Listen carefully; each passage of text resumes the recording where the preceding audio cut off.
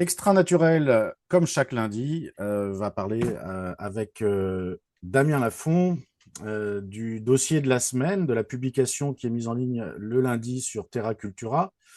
Damien Lafont, vous êtes le rédacteur en chef de Terra Cultura. Bonjour. Bonjour Frédéric, ravi de revenir cette semaine pour un nouvel article.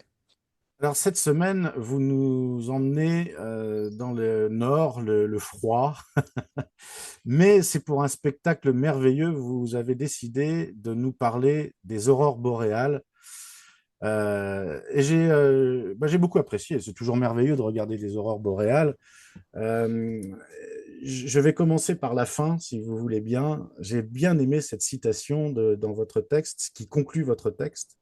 Vous dites: les aurores boréales sont bien plus qu'un phénomène lumineux. Elles incarnent l'union parfaite entre science et spiritualité, entre nature et culture, et nous invitent à contempler la beauté du monde dans toute sa complexité. Alors, on comprend mieux la fin quand on a lu un petit peu tous vos récits, parce que vous balayez les traditions. C'est-à-dire que nous, les Gaulois, on pensait que le ciel allait nous tomber sur la tête euh, quand il y avait une éclipse, quand le plafond de nuages était très bas. On se demandait si le soleil allait revenir.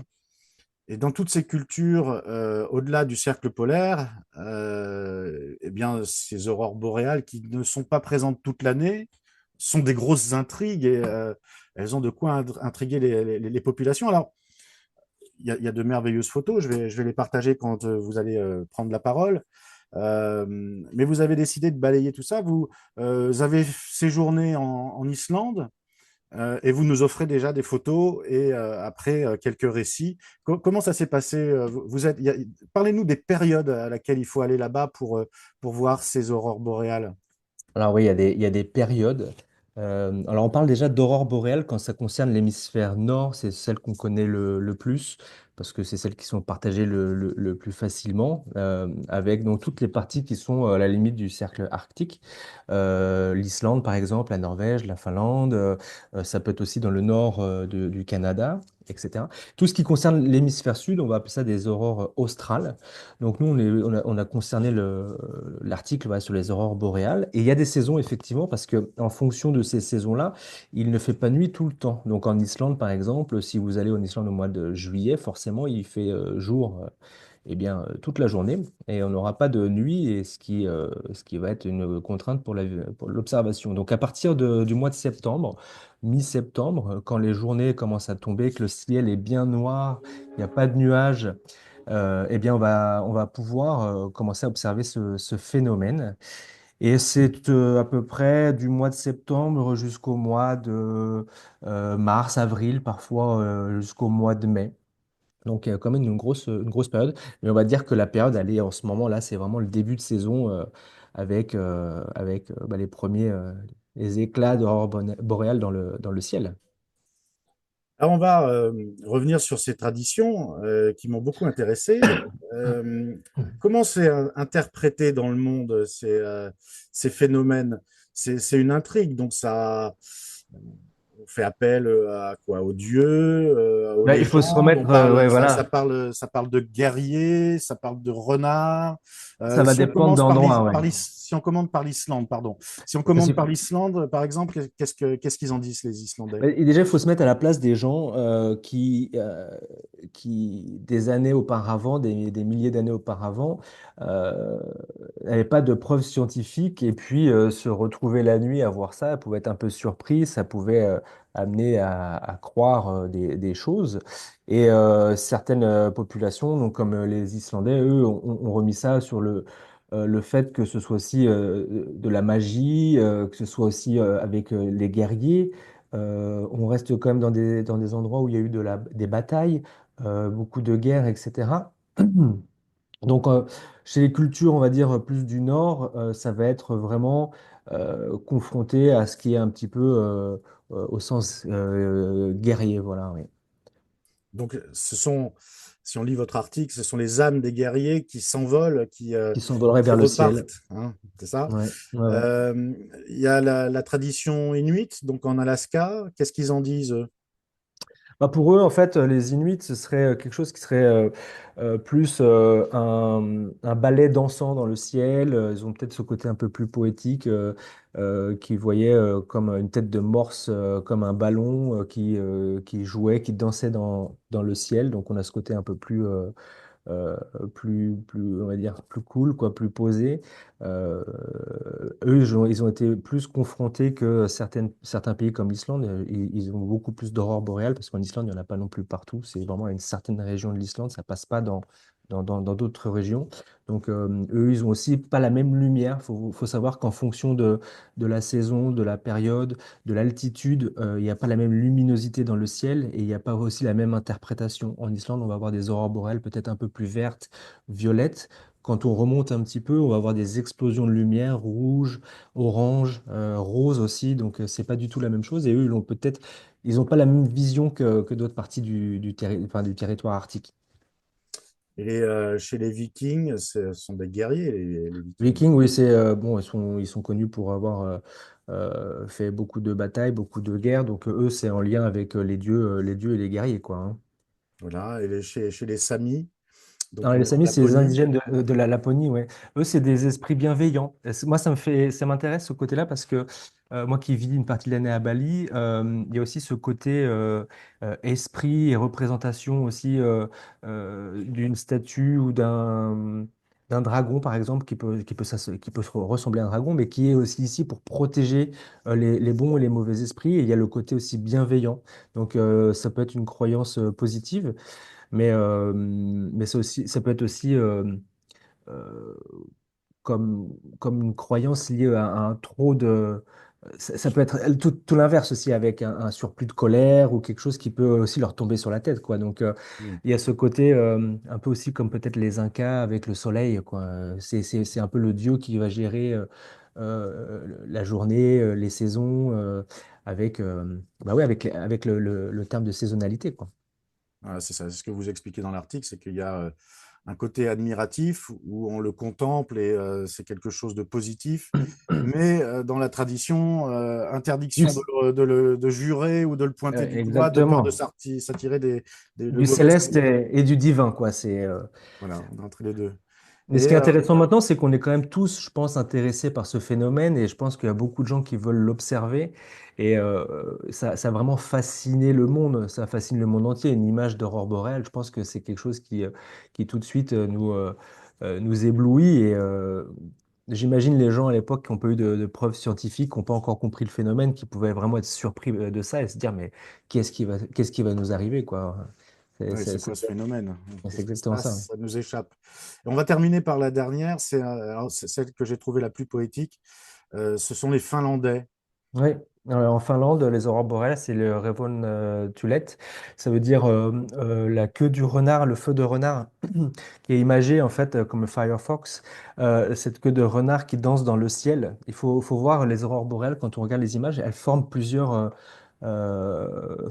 formes. Du coup, ça peut prendre euh, une forme sinusoïdale, par exemple, ça peut être une courbe, et c'est vraiment quelque chose qui n'est pas statique. On le voit un petit peu dans la vidéo parce qu'elle est en accéléré, mais c'est quelque chose qui bouge et qui représente un balai de feu euh, qui bouge tout doucement, mais qui est vraiment très, très, euh, très beau déjà à voir, mais je sais pas comment vous l'expliquer, c'est vraiment quelque chose, quand on voit ça, on est fasciné parce que ouais, ça danse, ça bouge et ça fait comme une espèce de petite flamme qui se déplace avec le temps dans le ciel. Ça dure peut-être entre 15, 20 et 30 minutes parfois. Et ça peut être beaucoup plus longtemps, mais c'est des apparitions. C'est 30 minutes et puis il n'y a rien pendant 30 minutes et puis ça revient avec une autre forme, une autre couleur, à un autre endroit du ciel. C'est vraiment magique. Bon, ça met l'eau à la bouche, ça donne envie d'y aller. Mais, il y a toujours le revers de la médaille. On est nombreux sur cette planète Terre, de plus en plus nombreux. Et bah, il y a des mises en garde. Il y a des pays qui ont même pris des positions très fermes sur le tourisme. J'ai du mal à évaluer l'ampleur. Il y aura une pollution déjà lumineuse, concrètement. Le but, c'est que pour voir des aurores boréales, il faut qu'on soit dans un cadre déjà météorologique favorable. Pas de vent, pas de nuages, un ciel complètement noir et pas de pollution lumineuse. C'est-à-dire qu'il ne faut pas de lumière autour pour favoriser c'est de l'observation comme on pourrait observer les étoiles. Euh, Comme ça a pris de l'ampleur, ça a créé des voyages spécifiques et un tourisme, on va dire, de masse à certains endroits où, pour bah, forcément ne pas être dans une ville et être gêné par la pollution lumineuse, on peut se retrouver dans des endroits où il y a une faune et une flore, par exemple. Donc, il y aura un attroupement de personnes qui vont se retrouver à un endroit où il y a une faune et une flore qui vivent déjà ici. Et c'est un tourisme qui prend de l'ampleur parce que en Islande, par exemple, il y a des voyages spéciaux aurore boréale. Alors, ils ne durent pas très longtemps, ils vont durer quelques jours, mais les gens se déplacent que pour ça, pour photographier, pour voir une fois dans leur vie les aurores boréales. C'est un voyage de luxe presque. Ça se pratique aussi en Islande, en Norvège. C'est bon, il y a quelque chose à faire de ce côté-là sur les C'est défis ça, c'est-à-dire que environnementaux, quoi. on comprend dans votre article que ce tourisme organisé implique d'avoir des infrastructures qui vont justement perturber L'écosystème, l'écosystème local parce qu'il faut implanter des hôtels, de quoi réceptionner c'est ça. tout ce Un monde, transport, ouais. parce qu'il va rester non pas une nuit, mais plusieurs en général. Et tout ça s'organise parfois mal, et c'est pour ça qu'il faut y réfléchir et le réglementer en quelque sorte.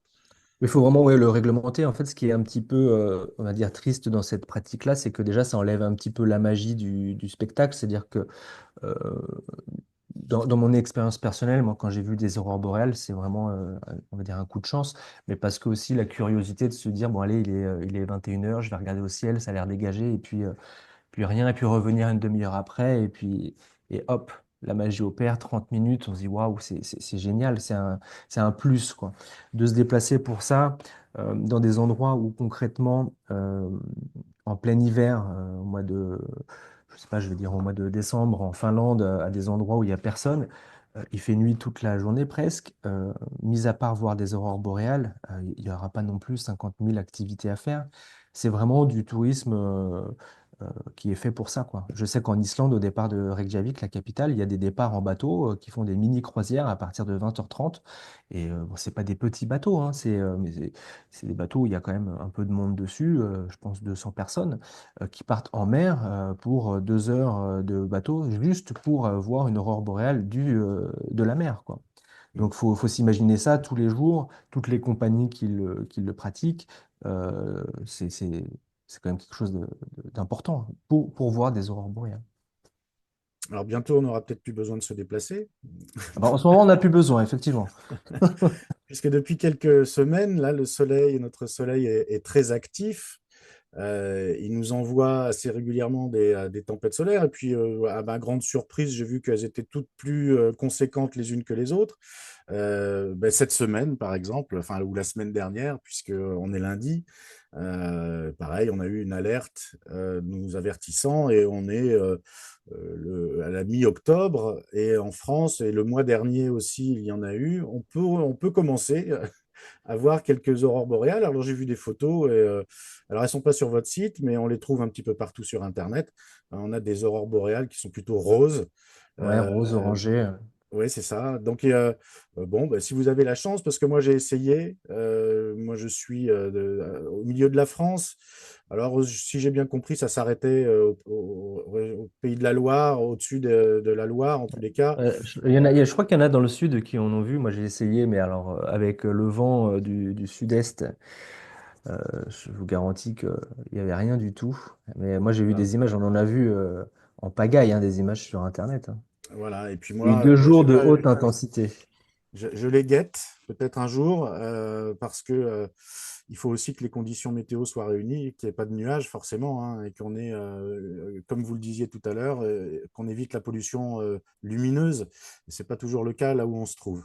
Ah, là, faut sortir de la ville, faut se mettre à un endroit où on est bien dans le noir et ça facilite.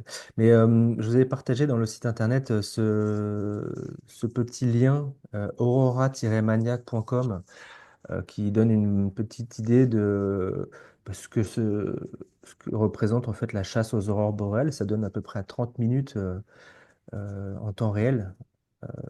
Là, on le l'endroit où voit, se on trouvent le les voit à aurores l'écran. Donc, boréales. c'est un site, c'est un lien que vous mettez hein, dans votre article. Ouais, ouais. Alors, s'il y a des Et gens qui veulent regarder, c'est intéressant parce qu'on voit vraiment euh, où ça se présente en général. Ça permet d'identifier un petit peu sur la carte où se trouvent euh, les, les aurores boréales. Et puis, c'est un site aussi un peu scientifique où il y a des explications et puis il parle un petit peu aussi de tout ça avec les tempêtes solaires. Donc, c'est assez intéressant. Bon, c'est vrai que nous, on n'est pas trop concernés. Voilà, là, depuis quelque temps, voilà, il y a pas mal, ça bouge un peu dans le ciel, on va dire, européen, français. Mais faut se tenir au courant. C'est vrai qu'il peut y avoir de belles choses. voilà, donc il y a des opportunités en ce moment. Le soleil est très actif et éventuellement renseignez-vous, regardez, ça fait parfois la une de l'actualité régionale. Euh, la semaine dernière, on en parlait. Vous avez lancé une cagnotte euh, pour faire fonctionner votre association, mais pas que, parce que le principe de votre association, c'est aussi d'aider des populations locales, d'apporter votre contribution à des projets. Où est-ce Oui. que vous en êtes? La semaine dernière, on était à 500 euros. J'ai vu que la cagnotte monte finalement. Eh ben oui, ça monte. On s'approche des 1000 euros. Il reste une dizaine de jours. Donc, je crois vraiment qu'on va réussir notre objectif. Et il y a une partie de ce montant qui va servir donc oui aux populations locales, peu importe l'endroit, mais en fonction des reportages qu'on fait quand on est sur le terrain. On voit des situations, comme je disais, d'urgence, parfois avec des gens qui ont des besoins importants tout de suite. Donc, ça permet de débloquer un fonds pour ce programme d'urgence et puis aussi de soutenir d'autres associations qui pourraient avoir des choses intéressantes sur des filtres à eau, par exemple. Euh, voilà, de l'éducation aussi avec des enfants, des écoles qui ont besoin de matériel éducatif ou sportif aussi, parfois, c'est bien pour le périscolaire de choses comme ça. Voilà. Donc, ça sert au développement du site internet, de l'application Terra Cultura voilà, sur les réseaux Android et Apple, mais ça sert aussi à rétribuer les photographes, reporters qui nous suivent et qui participent. Parce que là, on a de plus en plus de sollicitations, il y a de très beaux articles qui arrivent, vous allez voir. D'accord. Euh, donc, on y croit et je pense que ça va le faire. Ben, j'espère pour vous. En tous les cas, c'est bien parti. Donc, vous êtes à 800 et quelques euros maintenant. En une semaine, ça a bien évolué et vous visez les 1500. Les 1500, ouais. C'est À pas très, savoir très qu'on a eu. gourmand. Non, on n'est pas très gourmand parce qu'on a aussi des partenaires extérieurs. Et puis là, on a créé d'autres relations avec des partenaires intéressants aussi qui vont nous faire beaucoup de visibilité. Donc, ça progresse tous les jours, un peu plus. Et ça offre une année 2025 intéressante, je crois. Très bien. Est-ce qu'on a droit à un aperçu de ce qui va se passer la semaine prochaine? Alors, la semaine prochaine, si je me trompe pas, là, on va être sur un article, normalement, je ne suis pas encore certain, mais sur les crocodiles, Ah, ouais, crocodiles de mer et crocodiles d'eau douce, avec des photos qui proviennent plutôt d'Australie. Parce qu'on a donc une reporter qui se trouve en Australie en ce moment et qui fait beaucoup de belles images. Et l'article est très intéressant. Donc, on devrait partir sur ça normalement. voilà. Donc, je le rappelle, hein, l'association, hein, puisque vous êtes un site internet, mais aussi une association, Terra Cultura, c'est la réunion de photographes qui sont répartis partout sur la planète. Et de cette façon-là, vous collectez les légendes, les cultures du monde, comme on l'a partagé aujourd'hui en parlant des aurores boréales et des différents pays, des différentes croyances. Et on s'en va un coup à Bali, un coup en Australie, un coup dans le nord. Donc, en Donc Guyane, voilà, très bien. Eh ben, écoutez, donc au plaisir de découvrir les crocodiles la semaine prochaine alors. ouais, il y a des images assez impressionnantes. C'est vraiment avec des populations locales qui vivent au bord de tout ça, quoi. C'est assez impressionnant, vous allez voir. Très bien. Merci beaucoup, Damien. Merci, Et Frédéric. à la semaine prochaine alors. À la semaine prochaine.